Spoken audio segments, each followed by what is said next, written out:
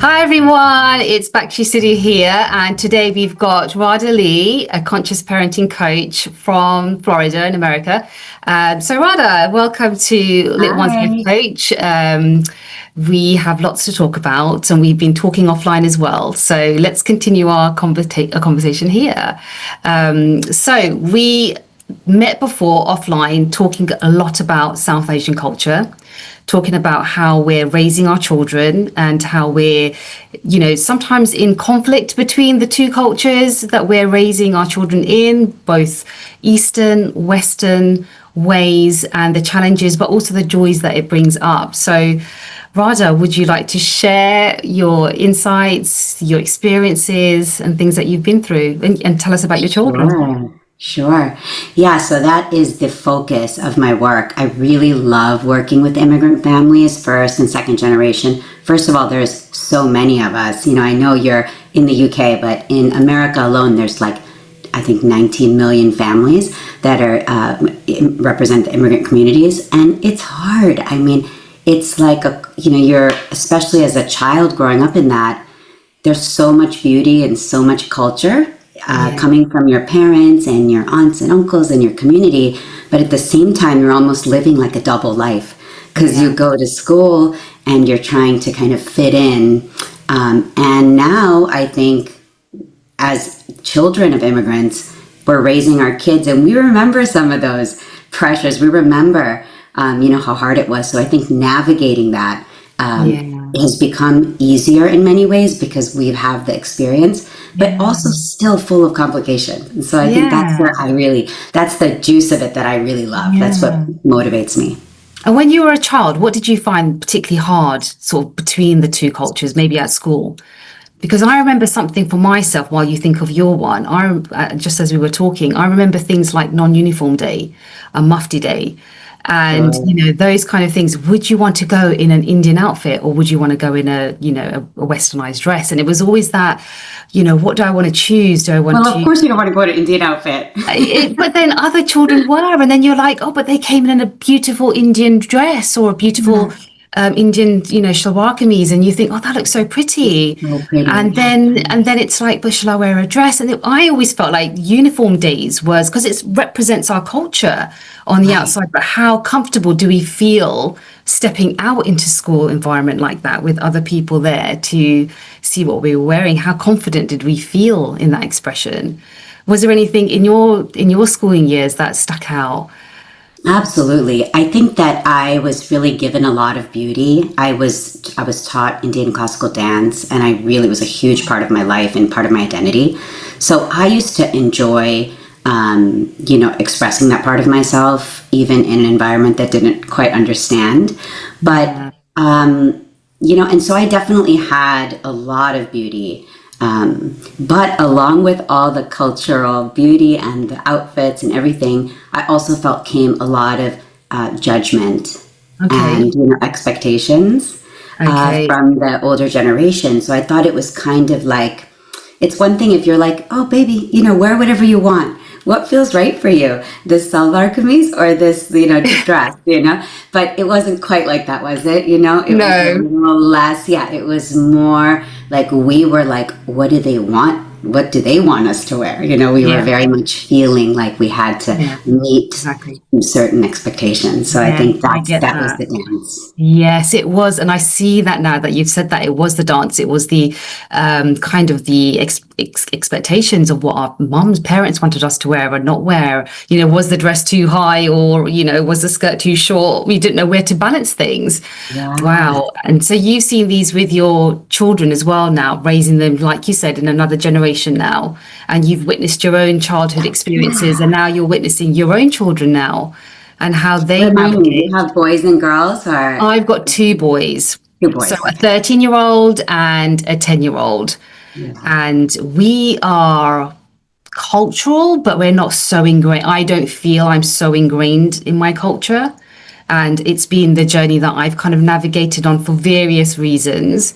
And they go to a very mixed school. When I was young, I went to a predominantly Indian school.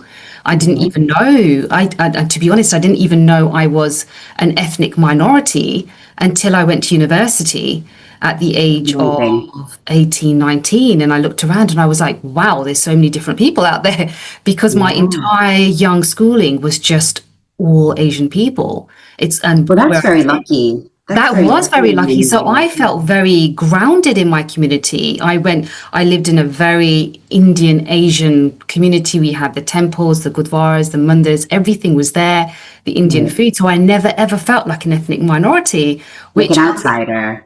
I didn't feel that. And so it felt so great to have had that. But what was shocking was when I did turn sort of 19 years old in university and I was shocked and I almost didn't know how to relate to other cultures then. And that's Yeah. where it really was interesting for me. How did it affect you? Was it college or? So that would have been, yeah, I think in America they call it college. So when you Yeah. move out and it's like, I think it's about 18, 19 years old. Right.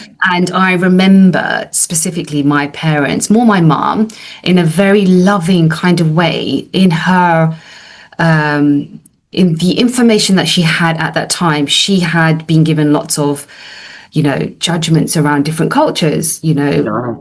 white people are like this or this culture is like this and are like this and things that she'd seen on the news and be cautious of these communities, be cautious of those communities. And so I went into university having had my entire schooling in a brown community and then moving Sure. out to a mixed predominantly white community and just not knowing how to relate to people and feeling so like cautious, like how do I what will they brainwash me? Will they tell me Right. things? Will they go turn me against my religion? Will they turn me against my culture? And actually, the beautiful thing of it was they didn't. They were so interested in how we lived and how my culture was, and they wanted to know about the festivals and the foods we ate. And but their biggest one was how did assisted marriages work in those days? Of course. Oh, In that's those everybody's days, favorite question. they were just like, how does it work?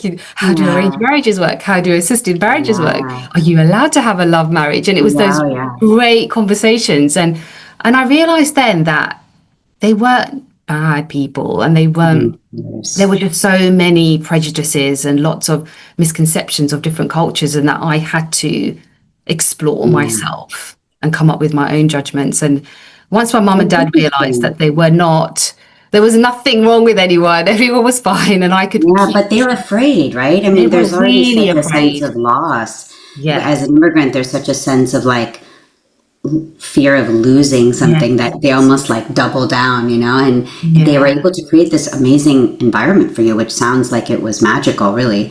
Yeah. Um, but yeah, but then you wonder when you're moving forward another generation, what are the jewels of my culture? What are the Yeah. important pieces that we want to kind of pass Yeah. forward, and what Mm. are the parts that are no longer serving us? Because Yeah. there is that. I mean, Yeah. And times change, and yeah, we they are. change. Yeah. What things do you notice that you would like to change moving forward? Things that you inherited through your culture and you think actually, especially when it relates to parenting. So, I mean, I'm just pulling on something. The Yeah. list is endless, but I'm Yeah. pulling on something you mentioned before. Well, we were talking about these outfits. I have a little girl. She's like 11, and she's coming into an age where she's really experimenting with her fashion and her Okay. outfits, and pushing into the limits of what is cool, and she's exploring. Yeah. And even though we spoke about having our own experience with feeling like a little judged, or like having our outfits be kind of judged, you almost hear that voice coming right through you without thinking. You're like, what are you wearing? I've caught myself a few times, and then kind of really had to step back and go, Yeah. what do I even mean? Yes. What is something, am I just bringing down a belief system through generations blindly? Mm. Am I Yeah. letting a message pass through me from generations before that I haven't paused to evaluate or Yeah. to to interrogate, like, why, what do I even mean? What are my fears, you know? And it's very easy to say, oh, but no, I just want you to be this, or I want you to be safe, or I don't want people to judge you. But I really had to take a step back and say, no, like this doesn't even fit into this situation. There's a hypocrisy here. So, just in that very small example of, the outfits my daughter chooses to wear, I had to very much step back and say, let her make her own choices and make her own mistakes and have her own successes and learn from them without my intervention. That's very interesting. That's very interesting. Because as soon as you said about outfits, I could even feel my heart start to flutter. And just listening to you, and I was like, what's coming up inside me already? Thinking about your daughter, and I started thinking about, and I could feel it just happening. I was like, is she going to be safe? What if she's wearing clothes that are over sexualized? And then I started thinking, hold on, that wasn't even probably what you're thinking. It's probably not what she's thinking. She's not choosing a dress to make her look sexy or something like that. She's probably they don't even think about shame. They don't even think about it in their head. Exactly. And as soon as I thought it, I was like, that's not even my thought. That's the thought that I've inherited. Wearing outfits that, are you being too provocative? Are you being too showy? And you're like, no, it's just a dress, or it's just a skirt. Yeah, the skirt is neutral. Yeah. And it's pretty. And I'm not over sexualizing things, and I'm not trying to attract boys. What is your daughter's not trying to do that? Right. And even, when that does become part of the conversation, and this is a big subject, but I guess the underlying thread is kind of like, I don't need to jump in with all the answers at every stage, because I don't even have them. I'm in my 40s now, and I still am figuring out how to dress in certain situations. And I still make mistakes and feel like, oh, I picked the wrong outfit for this, whatever. Or, maybe next time, and that's a process that you have to have with the world. I mean, the world is your teacher, and you're kind of you're going to make mistakes. And, mom coming in over the top, blah, blah, blah, blah, blah. I know how that feels. I feel it through my body. I immediately feel like a rejection. Exactly. Like, no, like, why are you telling me that? That doesn't make sense.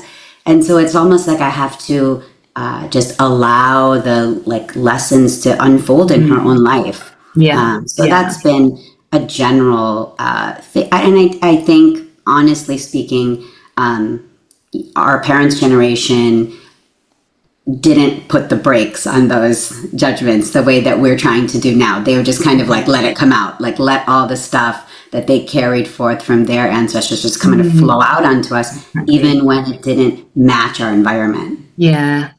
And you use the word judgments quite a lot, and I thought that was really interesting. Because, and what you just said now about our parents and how they would just say it all out. And just looking at my own parents now, and really spending the last couple of years sort of deconstructing the fact that I realized I was, a child of an immigrant. I didn't really feel it as growing up, but then thinking actually, what did they go through when they came to this country? So my mum wasn't born here in the UK. She came here as a child, and then she was educated here, but my dad came here, I think on a work visa or something, and then they ended up getting married. So, life was all at that time about surviving, about setting down their roots, about building a home, hopefully building a business, but then having children. They building a community, building a whole community. Exactly. And they were sending money back home to India to make sure that everybody else over there was okay. And they really wanted their children to be educated. They had a map for security. They had a map for their children so that their children would be secure. And as part of that, and so they were just almost in survival mode, and they were part of this really cohesive community, especially where I was brought up, where judgments were everywhere. If it wasn't from their own siblings, it would be from their parents that might have been here, or parents back home in India. It could have been the neighbors, or the local shopkeeper, or the teachers from school, the priest at the Gurdwara or the mandir.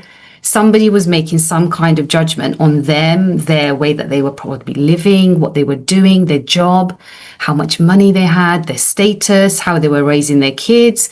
And it was as though, so I look back now and think, did my parents have any choice in how they wanted to raise us?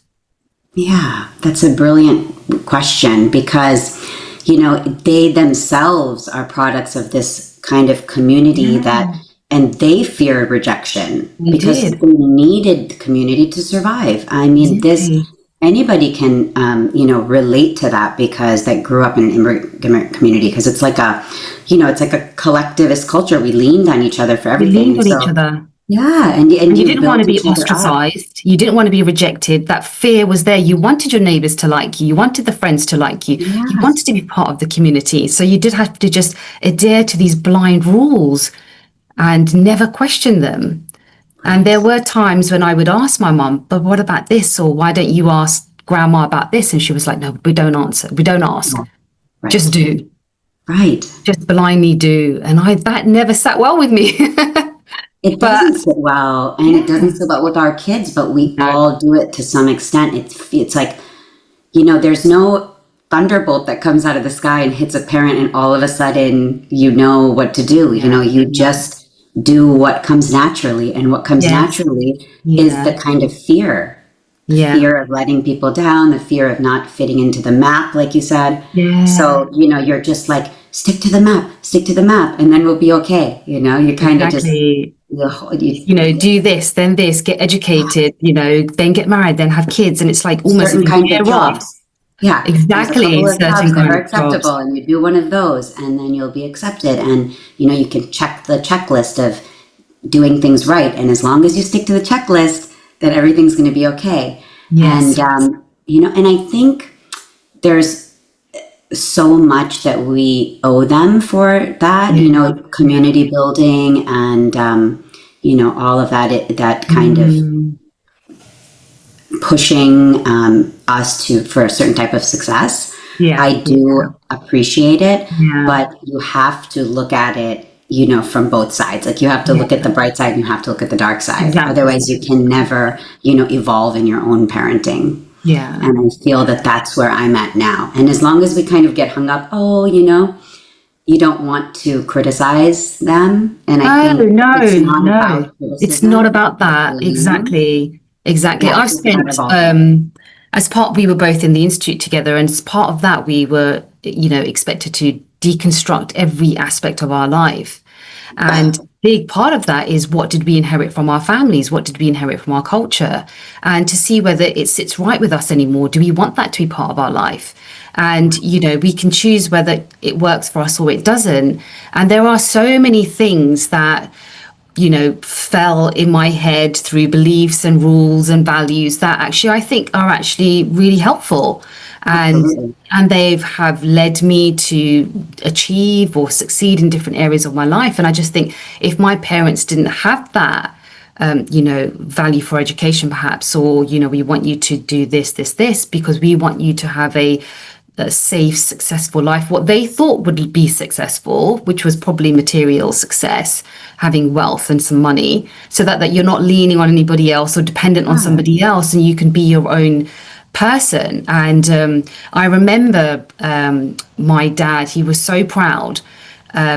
And he probably doesn't even realize, but I overheard a conversation, and you're probably the first person I'm sharing this with, but like I overheard a conversation he was having with his sister on the phone to India, and he was telling her about how I had qualified to be a teacher. And in India, that was a big deal. You're like, it was being a teacher in India was like, wow.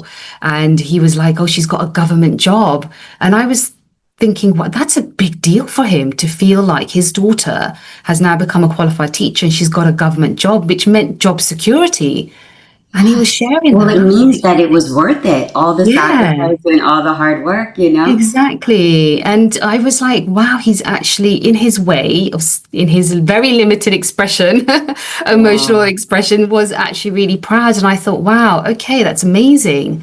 And that was a real proud moment for him and for myself to think I've actually Amazing. fulfilled a dream for him to have, a daughter that has got a government job. I don't know how reliable No, they it's are, but wonderful. I mean, for no, because him, it is about stability, it's about security, yes, and you that was what was really, underpinning it.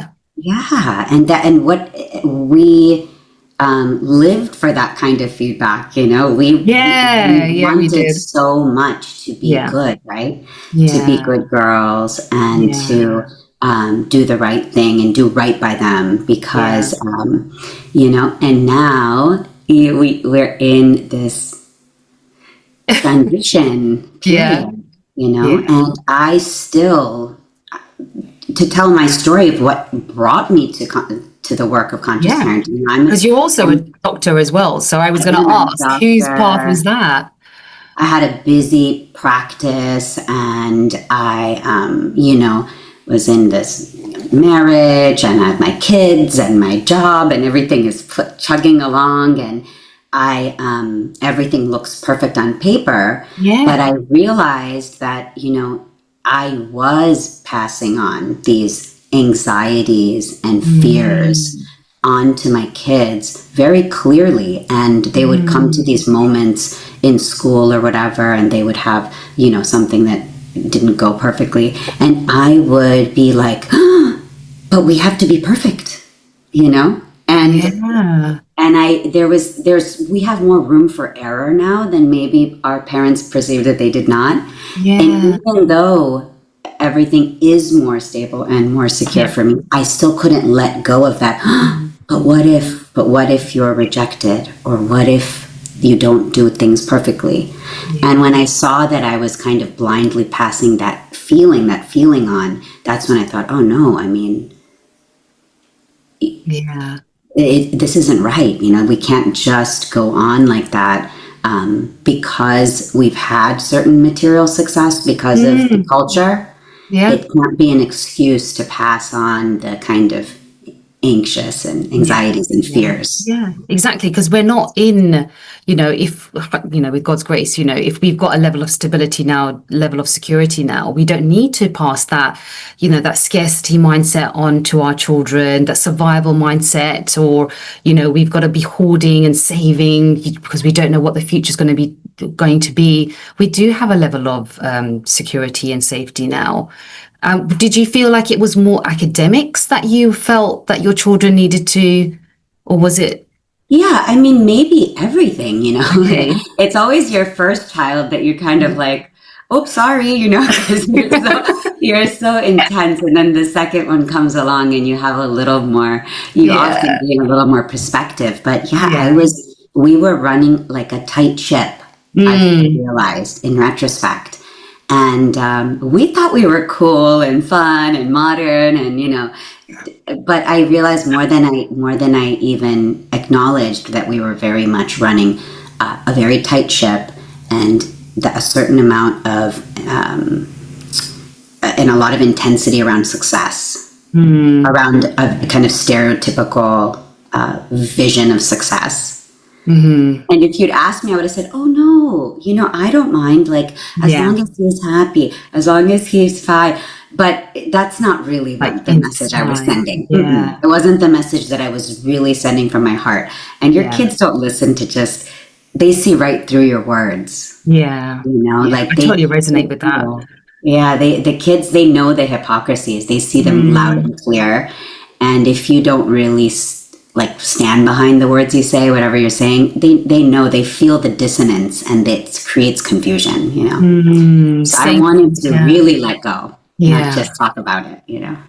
Wow, wow. No, I totally relate to that. I totally relate to that because even with my first son, he's like a guinea pig child, poor thing. But, it was like a tight ship. I was in the teaching realm. So we had a timetable, Mm.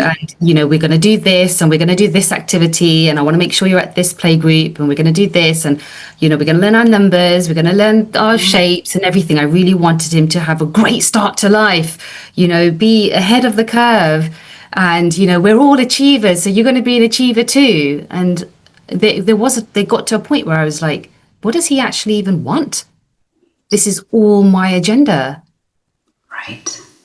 Yeah. And then And it's the intensity around it, I think, that starts to become their personality. Then they're just like jumping like to be good. Or they take on the opposite mantle and they kind of reject your intensity But whatever it is, it's in Yeah. response. It's in response to that energy around their successes and failures, you know. And I think it's really up to us to kind of take the charge out, like unplug that Yeah. intensity from, and that's I think what we're here to do, what we're trying to do, you know, it's like unplug the charge so they have space to figure out Yeah. who they are and what they want. Yeah, exactly. I remember I picked up Dr. Shivali's book, The Conscious Parent, and I was listening to it actually on audio during COVID. And it was when the penny sort of fell for me when there was a sentence in there where she was like, see your children, you know, as their sovereign beings, see their essence, their real inner self, you know, who they are at their core. And I stood there and in the park with my headphones on, and I was like, yeah, I really want that for my children. I really want to be able to see them for who they really are, not as my children, but just as an entity in themselves. Like, who are they? Their sovereign being, who is their core, who is their essence. I want to really tap into that. But what the biggest thing was, I stood there and I thought, hold on a second, I don't even know what my own is. I didn't even know what my own essence was, Listen, who I was sister. in my own sovereign being. And I was like, how can I model this to my children when I don't actually even know who I am? And just like you said, on paper, it was all mapped out Okay, perfectly. perfect. You know, the two kids, you know, the Perfect, home, perfect. the successful job, the business, you know, it looks like we're going on some nice holidays. Everything looked great. Yeah. Take that all away. Take all the labels away, all the roles away. Who are we? Yeah, who am I? Yeah, right. I didn't know. And I stood there in that park that day and I was like, I really want to model this, you know, touching your essence, being your sovereign state. And I was like, I don't even know who I am myself. Well, because the voices, you listed them earlier as the voices Totally. in your parents' head. You were like, well, the priest and the thing and the community and the shop and da, da, da, da. And it's like you have to, in that moment, you're standing in the park all by yourself, but it's not one voice that you're hearing, your own voice. It's like this jury, the jury of aunties, I call them. Like, who's your Yeah. Oh, jury of wow. aunties? Who you got? Who do you have, like, the jury of aunties, and who's like holding the gavel in the front, and that's who you're listening to Yeah. all the time. And, that's what I was doing. I was kind of like putting Mm. this jury into my kids' heads. Like, we're watching you. You know what I mean? Like, wow. I really wanted to, yes, you're exactly right, give myself the freedom from that. Yes. Yeah. And in doing so, kind of automatically give your kids the freedom from it. Exactly, Yeah. exactly. And after that period, and I was so grateful for the whole COVID lockdown because it was the only time in my entire life that we got to stop. And, we stopped with all the doing, stopped and we could just be and take that walk and actually reflect and have nothing to do at that particular point in life. And it was in those moments that I was like, I really want to figure out what I like. What do I like? What Right. do I want to eat? What do I want to feel? Who do I want to be? Like, what is my vision for life if I just got rid of everything, like all my roles and responsibility? What would I like to do? So Where would I funny. like to travel? What would I like? What passions would I like to pursue? And in that moment, I was like, wow, I really don't know myself. I really don't know who I am. So You are a role. Yeah. You're a there is collection no of roles. way I can model and say to my children, be who you want to be, fly, spread your. How could I say that to them?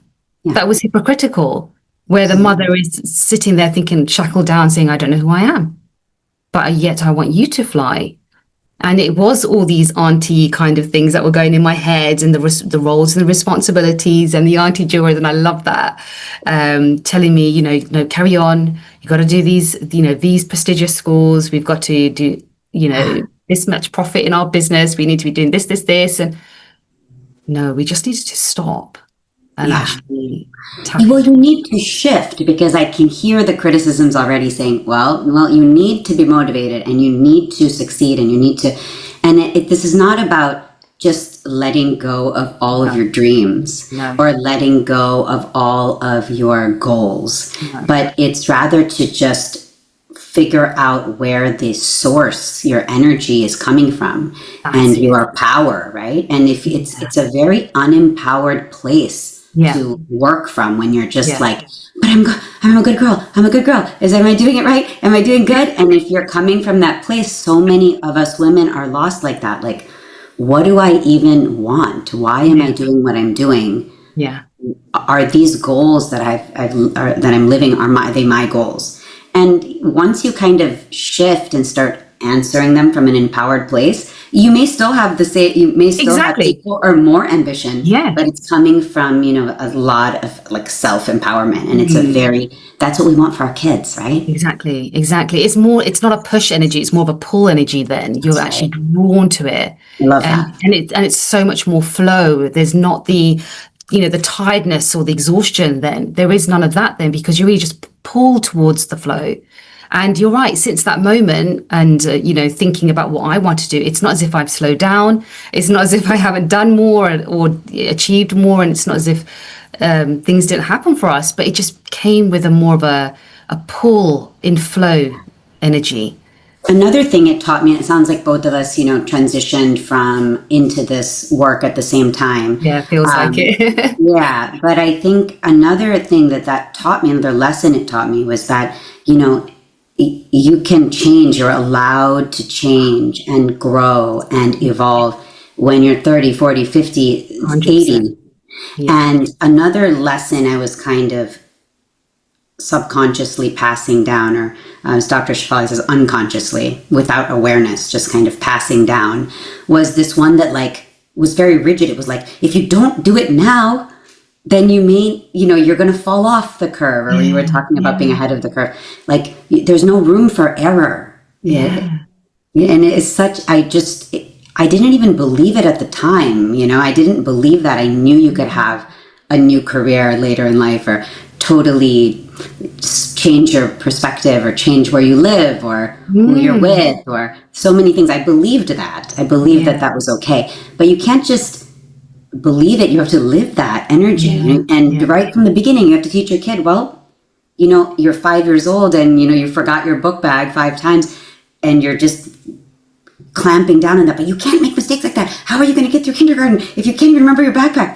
It's like Yeah. that energy is like what you're teaching them. And that Mm. lesson could, and sometimes you have to relearn that your whole life. Like, it's okay to make a mistake. Yeah. It's It is okay to okay. not do it right. Yeah. And it's Do okay it to right. veer off and start again and do something different. Yeah. And I And it's, think coming to yeah. conscious parenting really taught me that also, Yeah. because I'm like, oh, I'm going to have a new chapter. Yeah. Yeah, I'm ready to have a whole new career. Yeah. And, it really gave me freedom to also remind myself and show my kids through action that, like, Mm. life is full of Exactly. infinite possibilities. Exactly, exactly. Because it fell when I was in my 40s. And whenever I hear somebody who's about to hit 40, and they're like, oh my God, I'm like halfway through my life. And, they're slightly panicked about, Yeah. I haven't Oh, achieved yeah. X, Y, Z. I'm like, you know what? This is going to be the best decade of your life The because best. the best decade, because it's going to be all that experience that you've gathered from your entire life. Plus, now you know yourself a little bit more. Your children, if you've got kids, have grown up a little bit where they're not, entirely dependent on you. And you can actually find yourself, and it can be the most liberating, between the 40s and 50s onwards, the most liberating decades of your life. If you can Very. just embrace that change and take on whatever life throws in your direction, the new opportunities, the new friends, new communities. And you don't have to be stuck in the same work environment, the same job, the same profession, the same home, the same everything. You can change course. You can do something And different. change course, and it's okay. And And it's okay. it's your own path. And, if you're lucky, Yeah. your family will be a soft place to land during your changes, right? Yeah. A lot Yeah. of people will do all of that without the safety of their family behind them. Mm. And that's very brave. But imagine if you could do it with the safety of your family, just saying, Yeah. giving you that kind of softness and saying, yes, Yeah. Yeah. be free, and it's Yeah. okay. And that's what, I think the aha moment you had in the park is going to stay with me. I Yeah. love that. But it's like, Imagine if you didn't have to set yourself free, but you were already just set free from the beginning.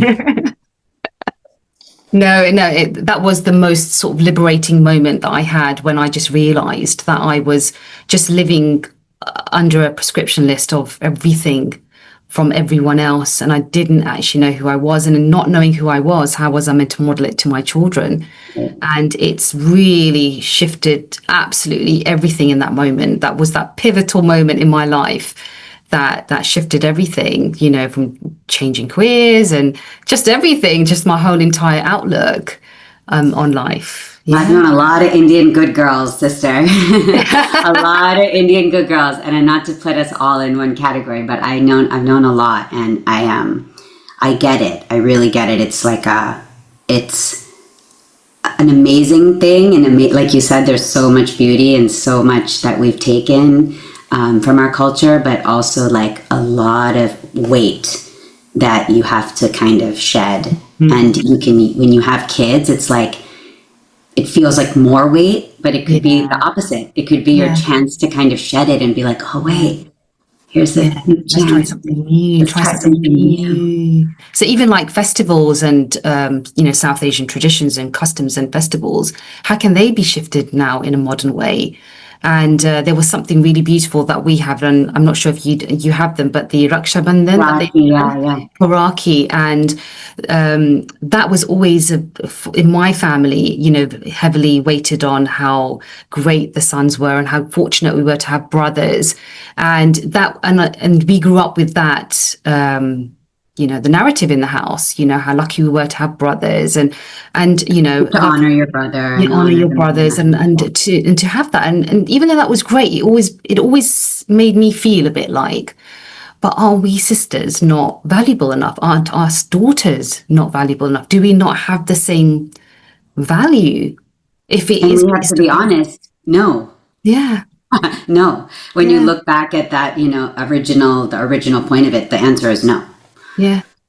So. And now the shift that we spoke about in my own family and with my extended family who we were tying rakhis on, it was about, well, why don't we just tie it on our siblings regardless what gender we are?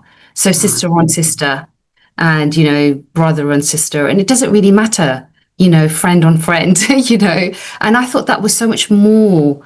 And it's just the bonding of relationships rather than this is who you are and that's who you are and you're here to protect me, and the old narrative that we have. We can change these customs, and what a beautiful shift. Yeah, we can adapt that. And I just thought that was really nice shift into just celebrating siblings regardless. Absolutely. I love that. I think it's a beautiful way to reimagine what's already a fun tradition and make it modern and make it honest. Yeah. Make it feel honest. Yeah. So, if you are in a family where, have you got a son, daughters? I do. My son is 15 and my daughter's 11. Yeah. Yeah. So if you had a family that only had daughters, perhaps that festival, that tradition would have felt a bit like, oh, we don't have a brother. How do we manage this? How do we celebrate this? But actually, let's just turn each other. And I just thought that was a nice way to shift away from that old paradigm, that old way of being, and let's take on some new ways of celebrating some of these customs. Yeah, and then it kind of gives a chance that your kids will do it, in the future, or, that they may resonate with it more, instead of just kind of, my husband is Asian American, he's Korean American. So we have a lot of cultural values and all kinds of different food and languages and, streaming through our household. And I think what's helped me a lot is to kind of have a sense of humor about it. Okay, I like that. And it allow my kids to have a sense of humor about it, just to be like, see the kind of absurdity, but also the beauty hand in hand, because any old culture, if you really translate all the details of it, is going to feel outdated and silly, in some ways. But you can't just look at it as silly, but you also can see the beauty. So I think introducing a little humor about it, where I was self-aware about the hypocrisy, I was like, guys, I get it. Like, I get it. It's a little this, a little that, and whatever. But it's still valuable in that it's your history, it's your culture, it's your ancestry, and it's there's a thread that connects you to Yeah. these people and this culture. And, there's something beautiful about holding onto that thread. But, with a laugh, with Yeah. a smile, Yeah, I then you love can that because it enjoy is it. about bringing humor to it. We don't have to be so rigid. And I do remember being young, and the traditions were quite rigid, because they weren't, our parents were not feeling safe enough to be flexible or bring humor to it. So it was very kind of like, has to be done like this, just in case, the gods are looking, we're going to get in trouble. I don't know. But now we can have a humor around it. We can just, dress up differently and be, add a spark to it, add some glitter and glam to it, and just change things up so that it becomes something that everybody gets to enjoy, and the next generation can enjoy these old traditions and have some humor around it. Yeah. Yeah. And and take that little piece out about getting in trouble. Yeah. Getting in trouble. Yeah. Yeah, like it's like wear that, you're gonna get in trouble. Sit there, you're gonna get in Mm. trouble. But everything is like, and I grew up in a very traditional household, so I do understand the value of doing things a certain way, or Mm. bringing things down a certain. I understand why it's important to some people, but just because it's important to some people, it doesn't have to make it important to everybody. And you Yeah. very much should be able to have a choice, Yeah. and that's what we want to give our kids, that choice. Yeah. You And one of the know, big things that and I also want to give to my, and I think you spoke about this on offline, was about having that expression, having that choice to actually express themselves. Because, just do things in the olden days was like, you just do it, don't ask, don't challenge, just be blind obedience, and just follow the rules in a sense. But I would love to break that generational pattern of children having that expression. And, just this morning, my son was getting late for school, and, his trousers were tight, and he was like, Mummy, where's my other trousers? And I could feel him getting a bit stressed out. And then he got quite harsh with me. Mummy, where's my trousers? And I was like, calm down. I understand that you're running late, and I appreciate you wanting to be assertive, but you've got to speak in a kind of voice. And so, by all means, have your expression. And I can see that you're frustrated. And then he did, afterwards he was like, yeah, I was getting really stressed out. And I thought that was so oh, good that he was able just to realize why he was getting stressed out, that he was comfortable enough to talk about it and to express that, I am feeling like this, and my trousers were too tight, and I didn't know where my other trousers were. I wasn't sure if you were listening. And I was thinking in my head, would I have spoken to my parents like that? You know, no. no. Yeah, it's a lot of like ability to work through your feelings, Mm, to say it, to be able to say it to yourself, and again, have that space, a little bit of yeah, space yeah. with your parents where you can have this stuff and they're not jumping down your throat. Where Yeah. you don't And I was like, I fear. would never say that. And then a part of the shame that we then can inadvertently bring onto our kids to say is, I would never have said that to my parents. Like, how dare you now say that to me? And so that's our conflict that we're now They stuck in the dare middle. because you're evolved. Yeah. The thing is, They do dare. they do. And we encourage that self-expression. Schools encourage expression. And, they've got their voices and they've got the vocabulary that goes with it. But if we hear those voices in our head saying, no, you don't talk to your parents like that. You don't raise your voice like that. You don't moan, be grateful for what you've got, all of those things, then they're going to lose that expression. So Yeah, and that's the we're stuck in script. I that. mean, you just like delineated the whole script. It's like, be grateful. I sacrificed so much for you.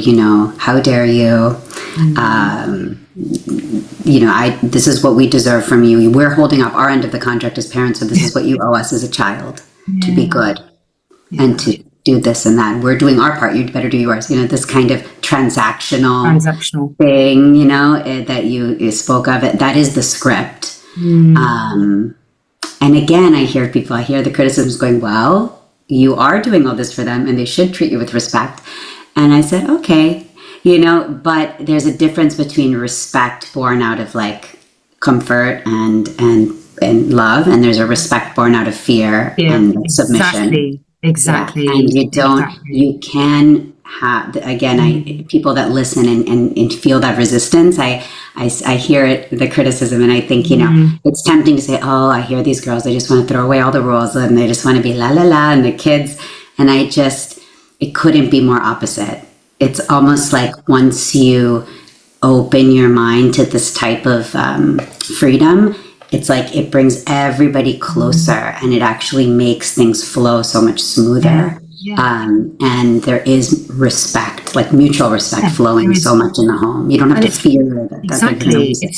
it is, and it's wholehearted respect, and they feel listened to. I felt listened to, and it wasn't, out of a transactional. I did that for you. Now you must do something for me, and I understood where he was coming from. I saw him in the moment. I felt his frustration, and had compassion for the fact that he was going through something, and he's Amazing. little. And he doesn't want to be late. And if we flip the script and think actually he's trying to be conscientious, he's trying to be On assertive, time. he's trying to be Yeah. on time. So why not Yeah. celebrate that rather than be like, how dare you speak to me like this? So, right, what do I need to say? Like a little conclusion? Yeah. No, I think that this discussion that we had today is so valuable, and I love that we were able to connect about this subject. I just think so many people are in the same shoes that we're in, you know? Yeah. So I love that we're bringing this conversation forward. Yeah, it's been an absolute pleasure talking to you, Radha. It has been so amazing. I've really enjoyed, and I hope we've made our parents proud. And future generations on, I really hope that we can evolve as parents and be the light and the lighthouse that our children need for us I to be love as that. they spread their wings and they tap into their inner essence and they get to learn who they are. And coaches like us are able there to support parents on this journey as well. It's been It's so lovely talking to you. such And a pleasure. You are so great, and I admire all the work that you're doing. So thank you so much for inviting me to chat with you today. It was no really worries. nice. It's been an absolute pleasure. Thank you so much. Thank you so much, Let's talk Rosie. soon. Talk soon. Okay, Okay. bye. Bye bye. Bye bye.